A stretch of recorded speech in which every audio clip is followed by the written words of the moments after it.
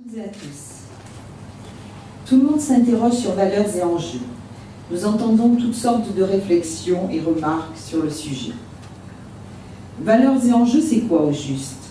Ou pour être plus précis, valeurs et enjeux, c'est qui? Valeurs et enjeux, c'est une aventure humaine, tout simplement.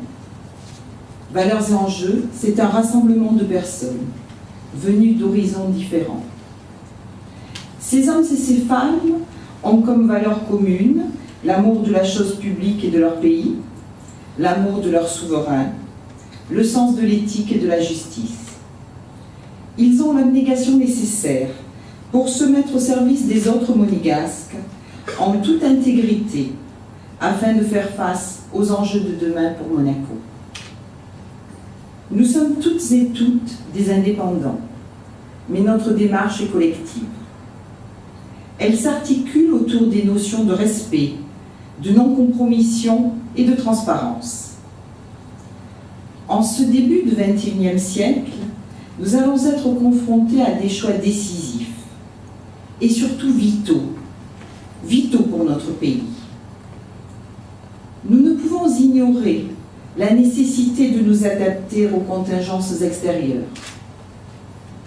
Nous nous devons de faire progresser la principauté, en conservant cependant notre identité et nos spécificités nationales. Nous avons un devoir d'excellence et de rigueur, mais plus encore qu'un devoir de rigueur, nous avons une responsabilité morale vis-à-vis de nos enfants et de nos petits-enfants. Nos aînés nous ont permis de vivre dans une principauté dont nous sommes tous fiers. Nos enfants devront pouvoir à leur tour y vivre, y travailler et pour tout dire, s'y épanouir pleinement. Ils devront eux aussi être fiers de leur pays. Nous avons cette responsabilité qui pèse sur nous et nous serions parfaitement inexcusables vis-à-vis des générations futures si nous ne faisions pas ce qui doit être fait au moment où il faut le faire.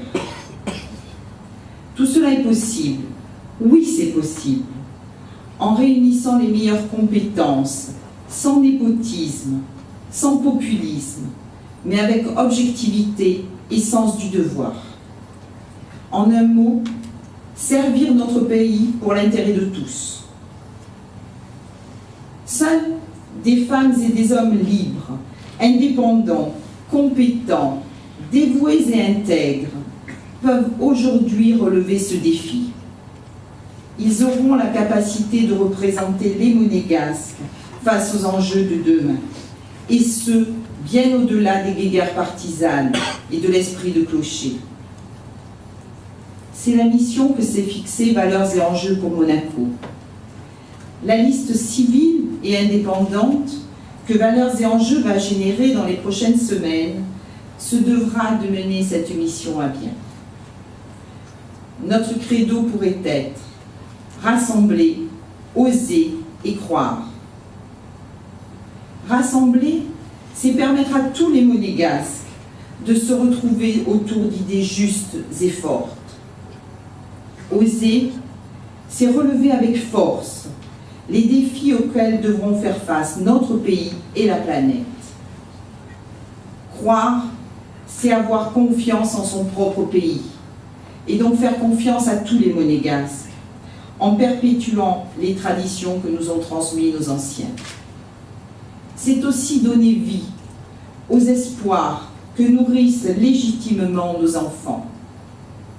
C'est croire en une principauté forte, unie, totalement soudée derrière son souverain, afin que ce pays, notre pays, petit passe à surface, mais qui a su tout au long des siècles passés triompher des embûches et des difficultés qui se sont dressées face à lui, puisse faire entendre sa voix dans le concert des nations et soit cité en modèle pour sa capacité d'adaptation et son exemplarité.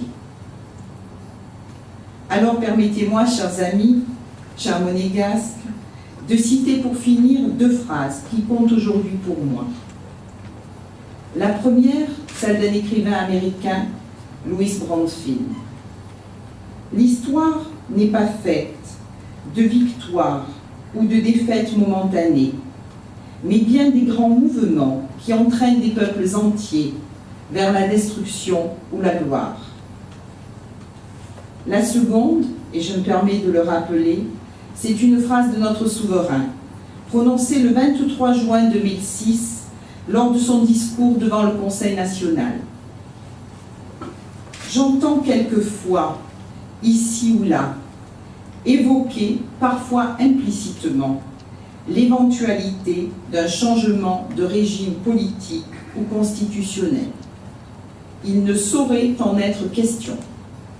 Et les réformes engagées, dans le cadre européen en particulier, ne peuvent et ne pourront tenir lieu de prétexte à une atteinte au fondement même de la principauté, pas plus qu'à un quelconque renoncement à notre identité profonde.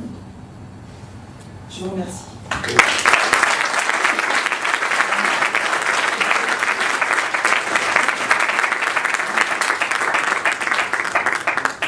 Je voudrais maintenant